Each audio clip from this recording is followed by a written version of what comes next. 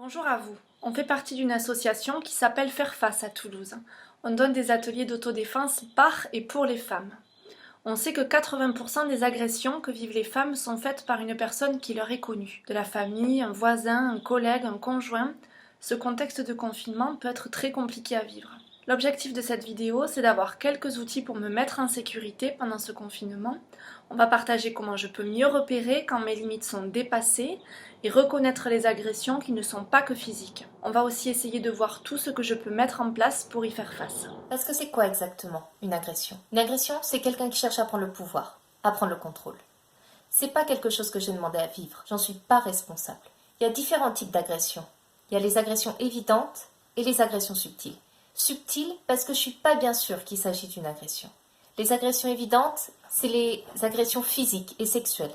Par exemple, quand quelqu'un va m'empêcher de sortir d'une pièce, quand on va s'attaquer à une personne, à un objet ou à un animal qui m'est cher, quand on va me gifler, me tirer les cheveux, me pincer, me donner des coups, ou qu'on va me forcer à avoir un rapport sexuel. Les agressions verbales, c'est lorsqu'on se moque de moi, on me dénigre, on m'insulte, on me fait penser que j'ai toujours tort. Les agressions subtiles, c'est quand on va parler de moi à la troisième personne, on va faire des blagues sexistes, racistes, on va faire des commentaires sur mon corps, on va chercher à contrôler ce que je dis et ce que je fais. Quel que soit le type d'agression que je vis, ça a des conséquences.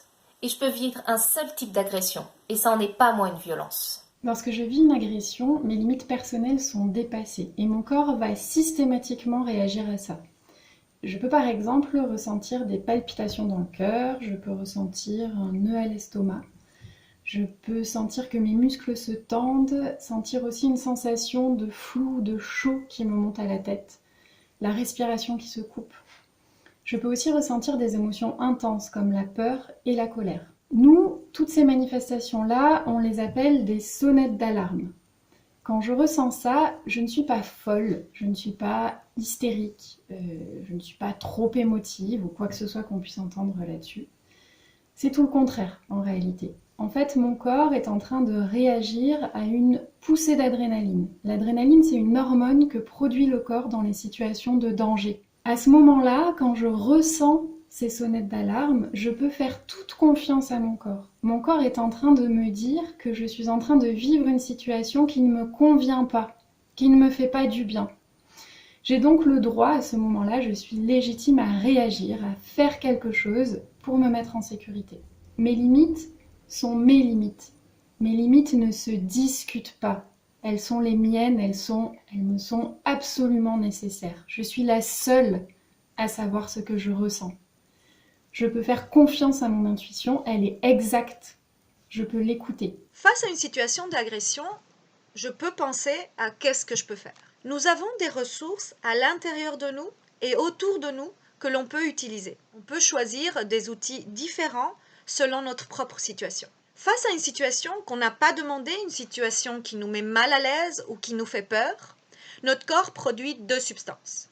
Les endorphines qui, en cas de blessure, nous empêchent de sentir la douleur immédiatement, et l'adrénaline qui peut nous rendre jusqu'à 7 fois plus fortes. Respirer dans ces situations, ça nous permet de faire circuler ces substances dans notre corps. Respirer nous permet aussi de ne pas figer, de gagner du temps pour penser à qu'est-ce qu'on peut faire.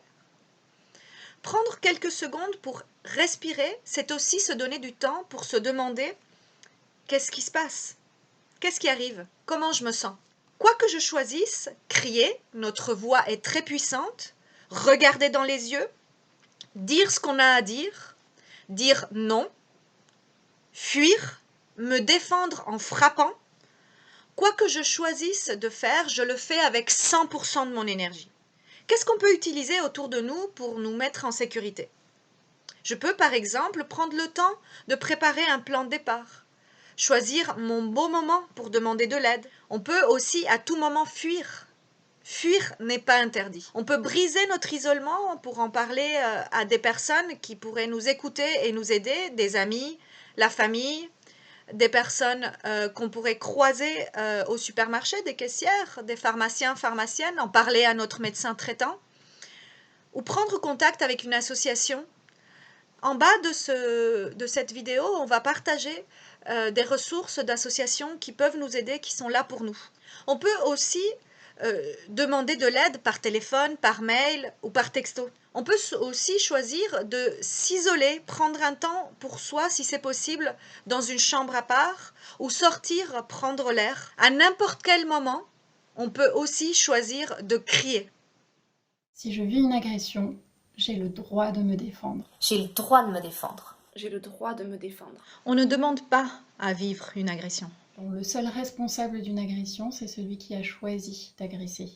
Quoi que je fasse, Respirer. Demander de l'aide, me défendre, J'y vais avec 100% de mon énergie. je peux me faire confiance et savoir que j'ai le droit de vivre sans violence. J'ai le droit de vivre sans violence. j'ai le droit de vivre sans violence.